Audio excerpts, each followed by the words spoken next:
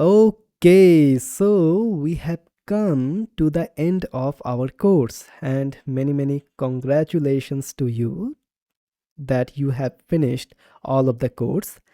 And if you are someone who wanted to learn HTML, so I hope that you have learned plenty of HTML by this course, okay?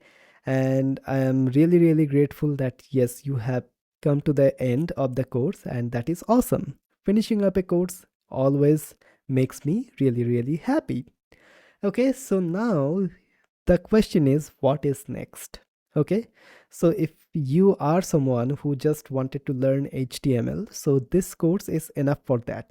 Okay, but if you are someone who want to learn more about the web development, then I will highly recommend you to learn about CSS next. Okay, you can learn about JavaScript as well, but I will highly recommend you just go with a CSS course and then you can learn JavaScript.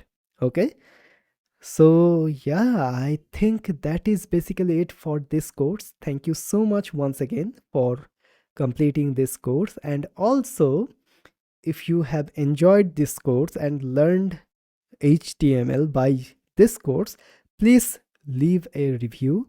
I will read all of your reviews for this course. Okay, so please leave a review to me.